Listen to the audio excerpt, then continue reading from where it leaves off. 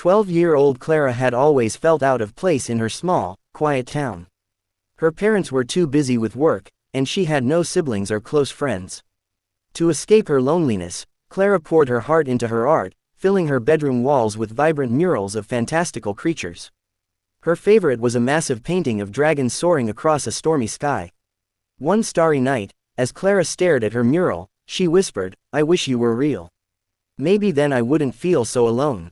Unbeknownst to her, a mischievous fairy named Thistle had been watching from the garden outside her window. Always eager for a little fun, Thistle decided to grant Clara's wish, without fully considering the consequences. The next morning, Clara awoke to the sound of heavy thuds and strange roars.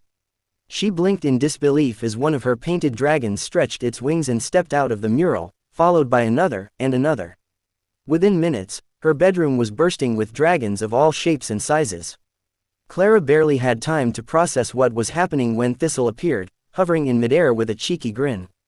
"You're welcome," the fairy chirped. "What have you done?" Clara exclaimed. "I brought your dragons to life, of course. Isn't it wonderful?" Thistle replied, but wonderful quickly turned into chaos as the dragons began exploring the town, knocking over mailboxes, perching on rooftops, and accidentally setting fire to the bakery with their fiery breaths. Panicked, Clara begged Thistle to fix things, but the fairy admitted she didn't know how to reverse the spell. "I didn't think that far ahead," Thistle admitted sheepishly. "But don't worry, we'll figure it out together."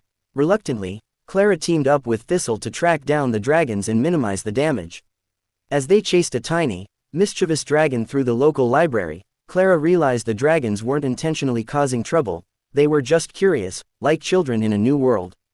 The duo managed to calm some of the dragons by offering them snacks, while others were soothed by Clara's singing, which reminded them of the magical mural they came from.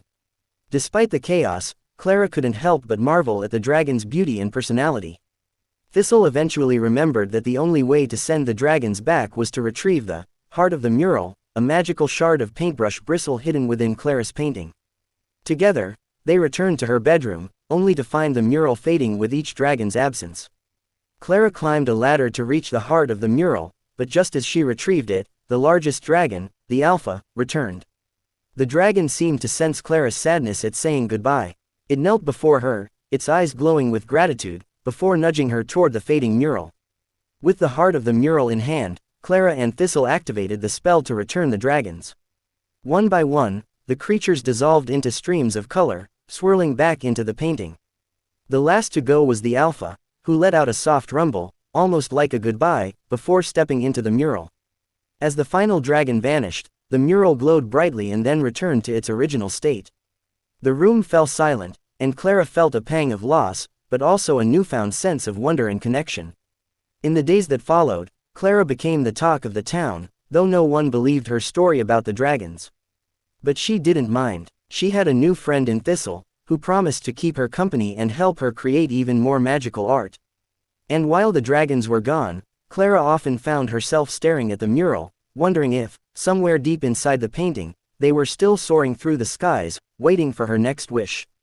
Moral of the story: imagination and friendship have the power to bring magic into our lives, but with great wishes comes great responsibility.